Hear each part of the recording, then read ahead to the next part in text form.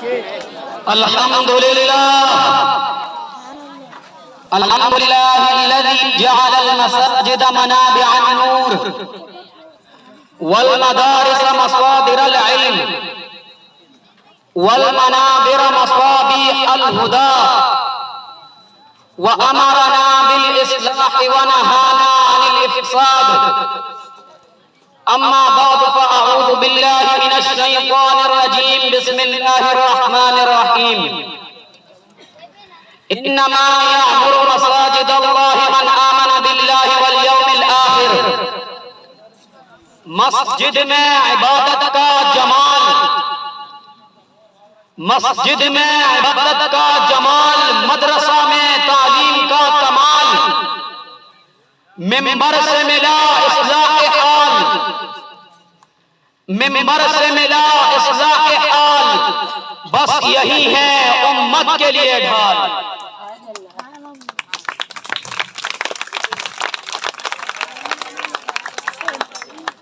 سامعین محترم، اس دنیا میں ہر قوم اپنی بقا کے لیے قلعے بناتی ہے. کوئی لوہے کی دیواریں کھڑی کرتی ہے، تو کوئی جدید ہتھیار بناتی ہے، تو کوئی فوجی اڈے قائم کرتی ہے.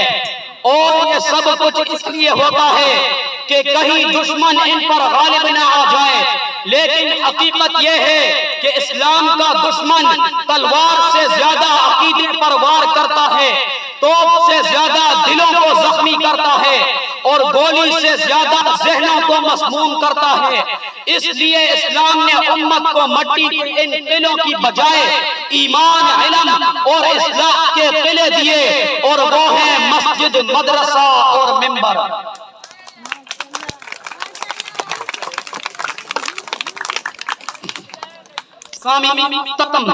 مسجد، مدرسہ اور ممبر.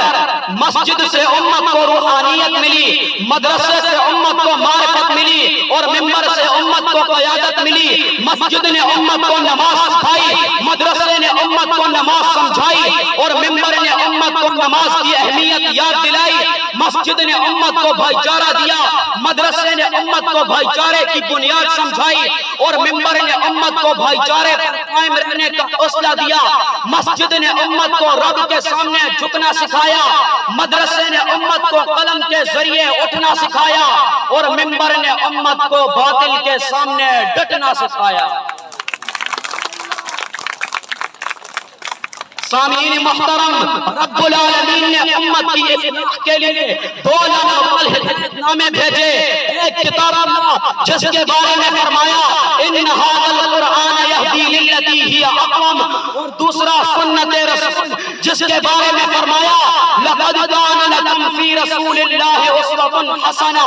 اور ان دونوں ہدایت ناموں کے بارے میں میرے نبی نے فرمایا ترکت فیکم امرین لا تضلوا ما تمسکتم بہما، کتاب اللہ و سنت رسولہ. لیکن سوال یہ ہے کہ ان ہدایت ناموں کا فیضان کہاں سے پھوٹتا ہے، ان ہدایت ناموں کی روشنی کہاں سے پھیلتی ہے، اور ان ہدایت ناموں کے عملی نمونے کہاں پروان چڑھتے ہیں؟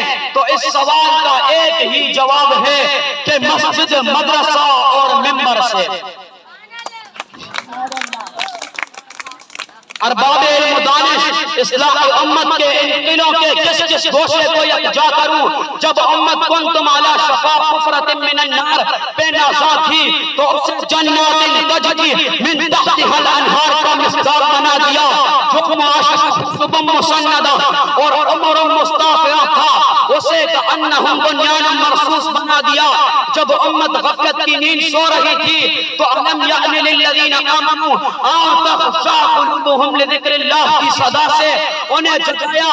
جب امت کی صفوں میں انتشار تھا تو وَاعْتَصِمُوا بِحَبْلِ اللَّهِ جَمِيعًا وَلَا تَفَرَّقُوا کے اعلان سے امت کو اتحاد کی دعوت دی. جب انسان ساتھ کے پیچھے بھاگ رہے تھے تو اما من خاف مقام ربہ ونہى النفس عن الہوى فإن الجنة هي المأوى کے ساتھ انسانوں کو ضبط نفس سکھایا اور بتوں کے پجاریوں کو فادعوا اللہ مخلصین لہ الدین کی راہ پہ لگا دیا.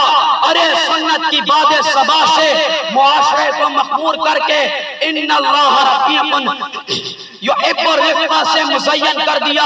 میرا شم میری مرضی کے نعرے کو حجاب میں بند کر کے چاہت فاروقی کو پورا کر دیا۔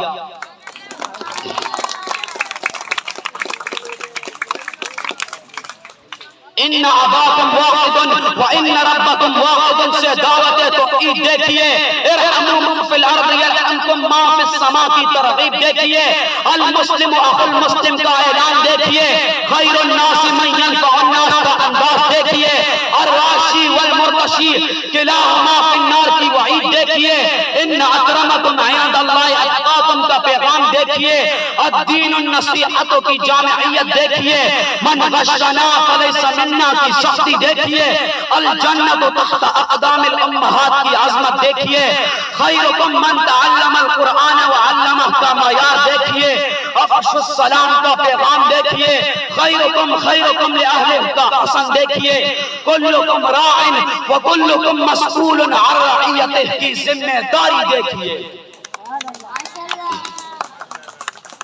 سامعین محترم، اصلاح امت کے یہی وہ قلعے تھے جنہوں نے حضرت ابو بکر جیسے صادق و امین، حضرت عمر جیسے عدل کے پیکر، حضرت عثمان جیسے حیادار خلیفہ اور حضرت علی جیسے علم و شجاعت کے مینار پیدا کیے۔ یہی وہ قلعے تھے جنہوں نے حضرت عبداللہ ابن مسعود کا فہم قرآن، حضرت معاذ ابن جبل کی فقاہت اور حضرت ابو ہریرہ کی ہزاروں حدیثیں امت تک پہنچائیں۔ پھر انہی دلوں سے وہ آفتاب اٹھے جنہیں دنیا امام ابو حنیفہ کے نام سے جانتی ہے، جنہوں نے فقہ کی بنیادیں رکھی۔ یہی وہ قلعے تھے جنہوں نے امام مالک کو جنم دیا، جن کی معطا آج بھی سنت کا مینار ہے۔ یہی سے امام شافعی اصول فقہ کے امام بنے اور یہی سے امام احمد علم و حدیث کے مجاہد بن کر امت کے لیے ڈھال ثابت ہوئے۔